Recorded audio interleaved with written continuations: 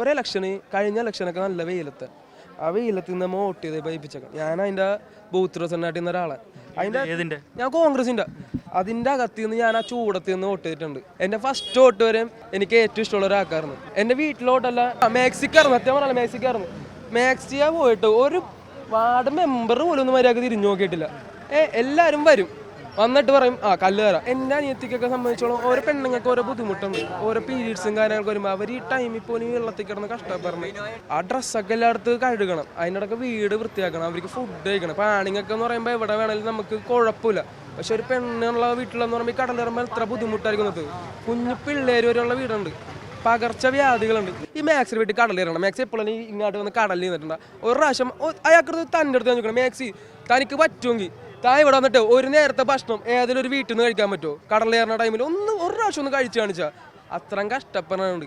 നിങ്ങളെയൊക്കെ വോട്ട് തിപ്പിച്ച് ജയിപ്പിച്ച ആൾക്കാരല്ല ഞങ്ങളൊക്കെ. ഇത്ര ഞങ്ങൾ പറയണമെങ്കിൽ എന്തോരം വേദന ഉണ്ടായിരുന്നു. താൻ എന്തുകൊണ്ട് ഇങ്ങോട്ടൊന്നും വന്നില്ല? വന്നു കഴിഞ്ഞാൽ തനിക്കറിയാം ഞാൻ രോഷം അത്രയ്ക്ക് ഇതുണ്ട്. അപ്പം എന്തെങ്കിലും ഒന്ന് ചെയ്യാൻ നോക്കണ്ടേ? ഇനി അടുത്ത പ്രാവശ്യം മറ്റു സാധനം കൊണ്ടുവരും. എന്താണ് ജിയോ ബാങ്ക് ആയിരിക്കും ഊഞ്ഞാലേട്ടാൻ ആയിരിക്കലും എന്തിനാണ് കൊണ്ടുതന്നെ വെറുതെ വെച്ചേക്കണേ നോളൊക്കെ. പിന്നെ കുറച്ച് കഴിയുമ്പോൾ JCB കൊണ്ടുവരും മണൽ വാങ്ങാൻ വേണ്ടി. അതെന്തിനാ ഈ കടലിൽ തോപ്പിക്കാനാ? മണ്ണിട്ട് പൊട്ടന്മാരാണ് അല്ല ഈ നാട്ടുകാർ പൊട്ടന്മാരാണ്. അത്രമല്ല കടലിൽ തോപ്പിക്കാനേ JCB വെച്ച് മണ്ണ് കൂനെ ഉണ്ടാക്കി വെച്ചേക്ക്. ഇതെന്താണ് കളിക്കണം?